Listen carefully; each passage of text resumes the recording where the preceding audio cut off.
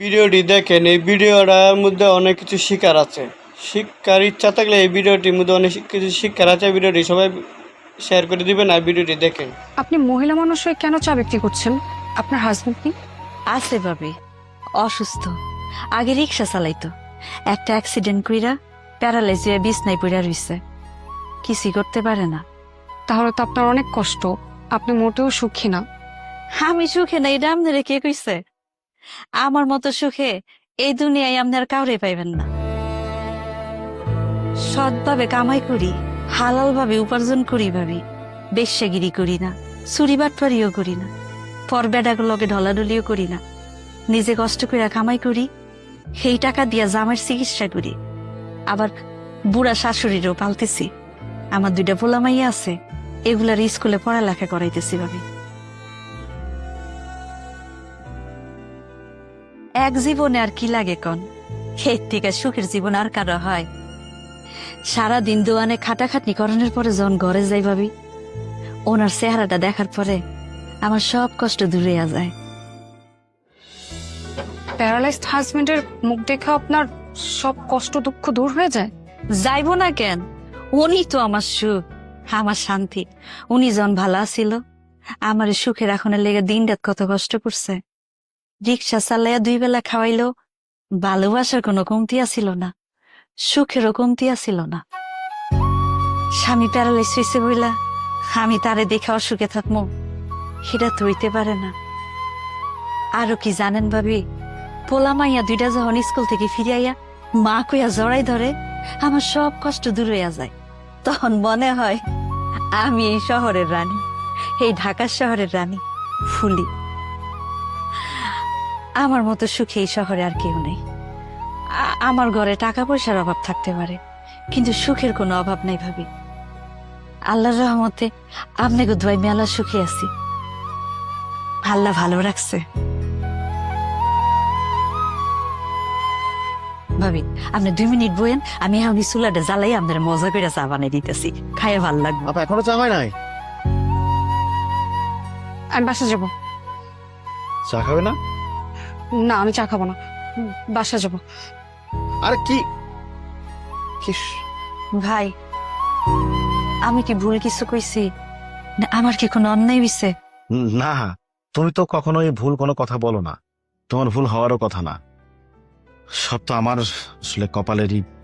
আচ্ছা, আমি আসি, আরেকদিন এসে চা খেয়ে যাবো। এই নিশা,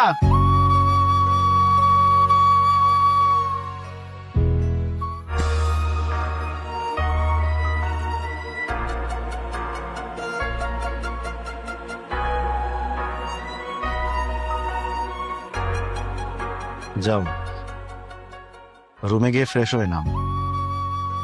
ঘুম থেকে উঠে কালকে সকালে লয়ারের কাছে গিয়ে যাবতীয় ফর্মালিটিস পূরণ করেন।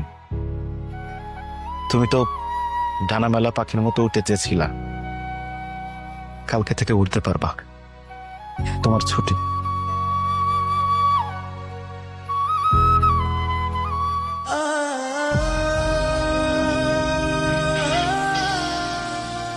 প্লিজ আমাকে ক্ষমা করে দাও। প্লিজ ক্ষমা করে দাও। সরি কেন বলতেছ? সরি কিসের জন্য? আর কিসের জন্যই বা তুমি আমার কাছে ক্ষমা চাচ্ছ?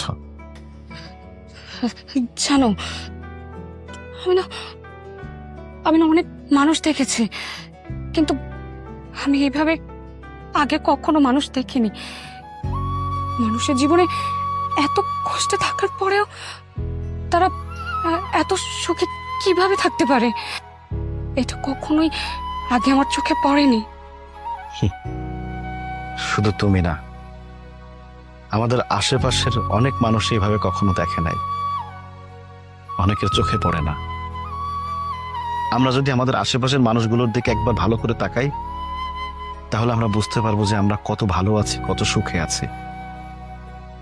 আচ্ছা নিশা, তুমি যখন প্রত্যেকদিন বাসা থেকে বের হও কোথাও যাওয়ার জন্য, যাওয়ার পথে কি একটি বারের জন্য রাস্তার আশেপাশে তাকিয়ে দেখছো যে একজন অন্ধ মানুষ, সে একটা লাঠিতে ভর করে হাঁটছে, একজন পঙ্গু চলতে পারে না, রাস্তায় গড়ায় গড়ায় মানুষের কাছে হাত পেতে ভিক্ষা করে তার দিন যাপন করছে, একজন বোবা মানুষ কথা বলতে পারে না, তার তো দিন যাচ্ছে, সে মানুষটার ভিতরে হ্যাপিনেস আছে, সুখে আছে। আল্লাহর কাছে অশেষ শুকরিয়া আদায় করো যে তুমি তাদের মতো না। আর একটা কথা কি জানো, রাস্তার পাশে মাত্র 500 টাকা 1000 টাকা নিয়ে হকাররা বাদাম বিক্রি করে, ঝালমুড়ি বিক্রি করে, সেইটা দিয়েও তাদের সংসার চলে, তার ভিতরে তারা সুখ খুঁজে নেয়। আর রোদের ভিতরে সারাদিন বসে তরকারি এলা 1000, 2000 বা 5000 বা 10,000 টাকার পুঁজি নিয়ে ব্যবসা করতেছে, সারাদিন পরিশ্রম করে রোদে পুড়ে সন্ধ্যার পরে বাজারে নিয়ে ঘরে যায়, যখন স্ত্রী সন্তানের দিকে তাকায় না, তাদের সুখ পায়, সেখানে তারা সুখী হয়।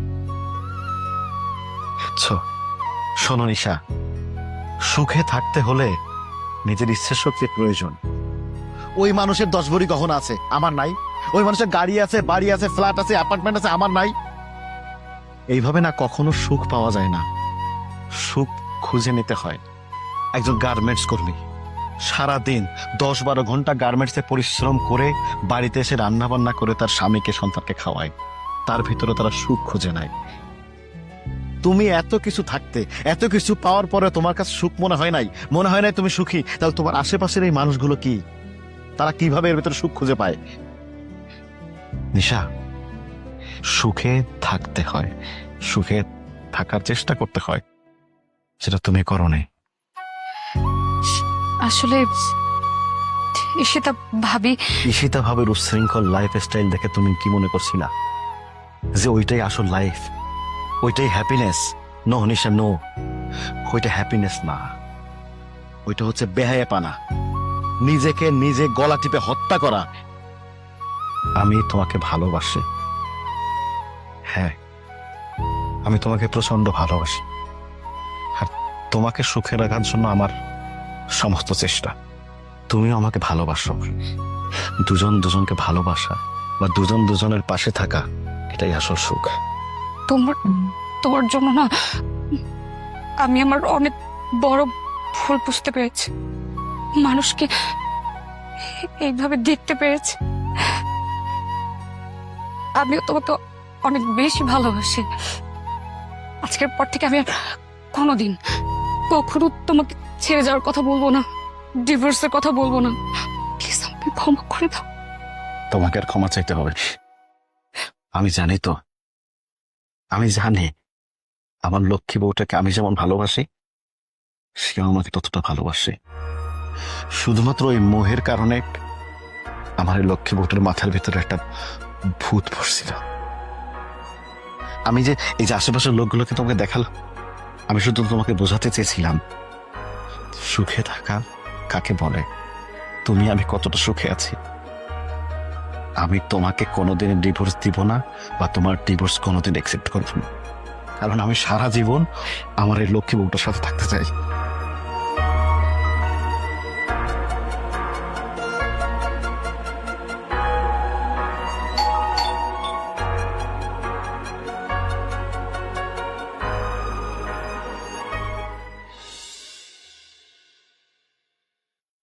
কি ব্যাপার বাচ্চা ভাই, আপনাকে কেমন দেখাচ্ছে কেন? আমার সব শেষ হয়ে গেছে ভাই, আমার সব শেষ। শেষ? সর্বনাশ হয়েছে মানে? কি হয়েছে বলবেন তো?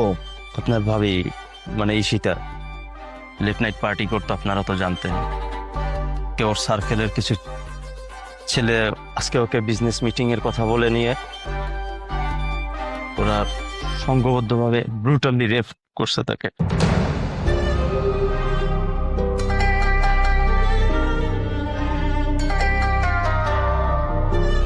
বাচ্চা ভাই, বাচ্চা ভাই প্লিজ ভেঙে পড়বেন না। মানে ভাবি এখন কোথায়, ভাবি কি অবস্থায় আছে? ওই কুত্তার বাচ্চাগুলো ওর সাথে এমন পাশবিক নির্যাতন করেছে, ও সেন্সলেস হয়ে গিয়েছিল। হোটেলের কিছু লোকজন ওর মোবাইল থেকে আমাকে ফোন দিয়ে ডাকে, আমি ওকে সেন্সলেস অবস্থায় হসপিটালে নিয়ে যাই। আদিব ভাই, ওর অনেক রক্তের প্রয়োজন, ওর অনেক ব্লাডের প্রয়োজন। আপনার সার্কেলে আপনি বলেছিলেন যে আপনি ফেসবুক একটা ব্লাড ডোনেশন সার্কেল মেনটেন করেন, আপনি কাইন্ডলি ওর জন্য একটু ব্লাড ম্যানেজ করে দিবেন প্লিজ।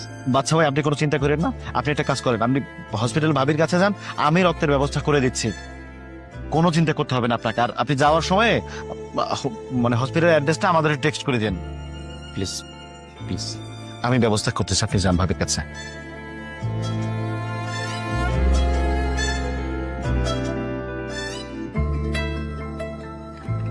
কি একটা অবস্থা কত। জানো, আজ তো তা ভাবির সাথে আমারও যাওয়ার কথা ছিল। আমি যদি যেতাম তাহলে আমার সাথেও। কি বলতেছো তুমি এগুলো? আল্লাহ যা করে ভালোর জন্য করে। তুমি সুখের সন্ধানে না অসুখের ভিতরে হারিয়ে যেতে চাচ্ছি না। চিন্তা করো না, চলো।